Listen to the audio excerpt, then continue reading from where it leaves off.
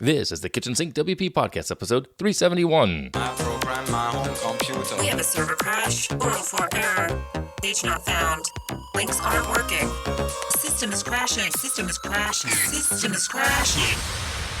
Your old HTML website, barely alive. We have the technology.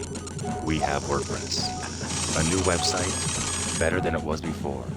Better, stronger, Faster.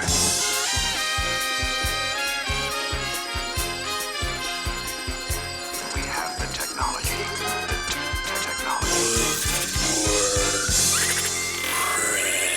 Why, hello, everybody. This is Adam Silver, the host of the Kitchen Sink WP Podcast. Thanks for being here. Let's get started. All right, upcoming events. No WordCamps, virtual or in person, next weekend, unfortunately. But we do have a job opportunity that was shared to me after I recorded last week's episode, because I put it out there on Twitter, as I do often. Tyche, or Tyche, I'm not sure how to pronounce it, Tyche, Tyche Software. They are looking for a senior WordPress developer, WooCommerce developer, combination unit person there, I believe. A link in the show notes as well. And I think actually looking at their website, they're also looking for a digital marketer. So if you have some background in marketing, Google Analytics, KPIs, managing social media accounts, that type of thing as well. Pretty cool there. The WordPress developer role looks like they're looking for WooCommerce subscriptions, WooCommerce memberships is a big plus, etc. And a link in the show notes to where more information for that. So there you go for that. All right, in the news, segment 1, moving on here. Sectigo acquired SiteLock. Now, so those who don't know, SiteLock was acquired by another company a couple years ago. I'm not sure how this is all playing out now, but SiteLock is a company that I've used in the past. They're like a competitor to Security and WordFence. They help, protect websites from malware and hack attempts, etc. So Sectigo acquired SiteLock, and that's it really much from the news this week. So congratulations to them. So there you go. All right, moving on. Segment 2, the meat and potatoes of this week's show. This week I'm talking about raising your prices and value during the pandemic. That's right. If you recall, over the past 7 years, I've done a few episodes on pricing. Most recently, episode 361, like 10 weeks ago, about pricing methods. And I also talked about it back in episode 82, which was 5 years earlier. So today's focus is on pricing again, but it's about raising your prices. That may sound crazy to you in these uncertain times, pandemic and all, but things are changing, as we know. Things are looking to get a little better now. Beginning of Q2, the vaccines are rolling out. Spring and summer travel is coming upon us. Business, in theory, is getting better. It's a question. I don't know exactly. I'm not sure how much we all in our space were affected. I know that, knock on wood, I was okay. We lost one retainer client that stuck with us as lost one full retainer. No, took a retainer client to maintenance and lost a maintenance client completely. And that was it. It was a hit on some aspects, but overall, project work has been rock solid. So that being said, a lot of differences this month. Now we're in Q2 versus this month last year for sure. And, it's like, well, why? So why raise rates? So here's a couple reasons and how to kind of deal with it, and maybe some mindset shifts you might want to consider. So, and how I'm handling my own agency and with pricing and whatnot moving forward into this new Q2 in 2021. So why raise rates? Aside from the standard answer to make more money, my reasons are value and focusing down on the niche. Yours may be different, but I'm adding more value, and we'll get to that at the very end of this, and I'm really trying to be specific on the client base that I'm going for, okay? So that's why I'm raising my rates.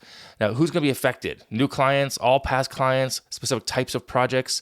Well, it could be all or both, and for me, at the moment, it's just the project development we're doing, not the maintenance that I offer, at least not yet. That I think will probably happen down the line because of how this is all going to play out, I believe. So just for right now, I'm just doing, when we do projects, web development, my base price has gone up. So a side note on the maintenance though, I literally just had a client reach out to me a week ago offering to pay 10% more for her maintenance plan. And she felt that the value I provide has been great. It's been a few years since she's paid anything more, and she felt I was due a raise. So I was stunned, to say the least. Who does that? It's really flattering. And I was flattered, honestly. So I updated her package to reflect the 10% increase, and great, it's awesome. So it's really flattering when that does happen. When clients see the value you bring, sometimes they just kind of reach out and say, hey, you know what, I want to give you more money. So I'm like, okay. So a couple things that take into consideration here when you're going to raise rates is to set an effective date. January 1st is often used because it's a new year. But you can do this whenever, maybe June 1st, it's second half of the year. If you're winning a lot of contracts and bids that you're putting out, maybe your price is too low, and that's a good time to do it then as well. Raise your prices based on how much work you're getting. If you're landing, I think there's an old rule of thumb, like 75% of the work, that's time to raise your prices, hourly or project-based, etc. Okay, so set an effective date and hold firm to it. That's what I'm trying to tell you on this right there. Now, also, you want to make it a policy. And perhaps the most important part of effectively raising your rates is the commitment to do it. I also recommend making it a policy. Literally create a document titled Rate Policy. Write it down, write what you charge for what services, or if you want to quote a price range, which is a great little trick, write down the variables that affect the quote. You say starting at X price, starting at 5,000, 10,000, 20,000. And also be sure to include a walk away rate, kind of like your lowest acceptable. What would you take? What would you not take any less than that? And your policy sheet should be short, half page. You don't need to write this whole long tome of a document here, but it'll enable you to say to clients, it's my policy that I don't take anything less than X, Y, or Z. And that is it's a magical kind of phrase. It's my policy. It's you have this thing that exists, and that way your clients are more reluctant to negotiate, or less likely to negotiate, etc. So, have that document, make it a policy. I highly recommend this. I've seen this in the past. My father, who is 90 years old, is an attorney. He has his rate. It's simple, and it's his policy. And he can always wiggle with that if he needs to based on the client. But having that rate in a policy format, and it doesn't have to be public. It doesn't have to be public at all. It's just for you and for your confidence in doing that. Because that's a lot about this is mindset and confidence about what we charge as business owners, independent freelancers, etc. So, and then also give your clients ample notice. With any change, it's best to get people used to the idea first. Depending on the degree of change, you want to give your client 1 or 2 notices that this is happening. If you're going to change maintenance, if you're just doing maintenance work or even hourly, hey, moving forward, or as of this date, the prices will go up. You can do it as an email. You can do it as a conversation. Of course, it can be awkward. We've all had that, fear of asking for money, asking for the sale, but give them ample notice that as of this date, the prices have gone up. And if you haven't talked to your clients in a while, well, that is a way to break the ice, I suppose, and or the new year or the certain quarter, et cetera. Hey, you know what, just so you know, we haven't worked together in a while. My prices are more expensive now. That's also one of the first things you should say, in my opinion, if you are kind of re-engaging a client's project work for them. So give them ample notice. Again, make it a policy, ample notice, set an effective date, and who's going to be affected. Everyone passed, only new things going forward, and there you go. All right, and for the record, this is what I want to explain here. I've raised my base price on development projects 2 times in the last 6 months. Once was a minor increase, about $1,000 price increase, just our base project work. The second time was as of this past April 1st, literally a week ago. Not an April Fool's joke, but this bump was a bit more substantial. I guess total is about 5,000 to 7,000 more, just depends on the packaging. But it's on average, it's going to be about 6,000 more. And the reason, it's because I've been mulling this over since the beginning of the year, and even during the holidays last year. And I finally figured out how to have it make sense from a value perspective. I didn't just raise rates just to be as a money grab. I raised rates from a value perspective. I'm offering more services as well inside of that, right? So it gives me the ability and also to go after a specific type of client. I can then niche down to what I want. And 2 other items on raising my rates came to light in this thought process that I went through over the past 6 months. One of them was what I refer to as the margin error, i.e., if I make a mistake in discovery and it's going to cost me more money and time to fix it, I can just go ahead and do it. I have the ability to fix it. So I raised it to kind of give my own self that margin of error. If I've priced it right, and I have in the past, it's okay. But if I've made a mistake, if I have to bring in a different developer, if I've had something go sideways, which has also happened, I don't need to go to the client and be like, "Oh, I'm sorry, we made a mistake here, and it's awkward." I just absorb that cost, right? So I can go ahead and do it. Margin of error. Yeah, it's because it's not their fault. It's my fault. But if I have enough margin in there, it works out.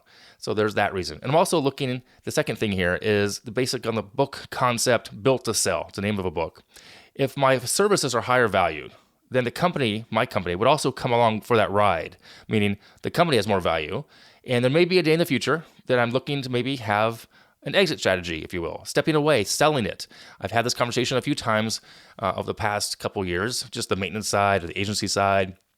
So it's something that I want to raise overall value of what I do. So in who knows what time frame, I have no idea, but it's just something out there that I want to make sure that I'm bringing value to my future, or my potential future, I guess is what I'm trying to say. So when's the last time you raised your rates? It might be something to consider doing when the time is right for you. No one can tell you otherwise. You need to know what it is that you want to do with your company, with your overall function in it, and where it's going. So to consider it, just consider it. Raise your prices. There's always old jokes, always double the price, but it needs to make sense for you. You need to know your costs of doing business as well. Everyone's different there as well. And who are your clients? What can they afford versus what are they willing to pay? Also another conversation we could have one day. So there you have it. I've raised my prices. I feel confident in it. I've raised the value of what I'm providing for them, for my clients, and I'm excited to focus on that type of client. So, okay, moving on to segment 3, tip and tool of the week. So this is a tip. It's on the same thing of sales, actually, and pricing. I learned from my friend Tara about adding value to clients and charging for it, and that is to charge for contact form testing. Now, it sounds crazy in one aspect, but a form is an important function of a website. Many times things break, and when it happens, the site owner may blame you, even if you didn't create the site or the form itself. So create the offer, put it out there. You could charge monthly, you could charge quarterly, up to you. But it's a great tip I wanted to share. I thought Tara it's a brilliant idea. We very well may add that in our overall pricing because I have a much higher price potentially. I may not have to be a separate page for that or a separate line item, but I can include that as well. So there you go. So contact form testing, making sure the forms work, they go to the right place, email gateways are all working, etc. You don't want to be blamed for potentially that mistake. All right, there you have it. I'm going to wrap it up here. If you have any questions, go ahead, send it in via email, adam@KitchensinkWP.com, or use the SpeakPipe function on the website. If you want to support the show, you can become a Patreon. And hey, I want to thank my newest Patreon, Helen. Really appreciate you coming on board and supporting the show. It was awesome. If you want to sponsor the show, you can do that too. There's a form on the website. If you're looking for some business coaching and accountability, you can do that over at adamsilver.com. Thanks for listening. See you next week. Now go out and do some awesome things with WordPress. All right, bye-bye.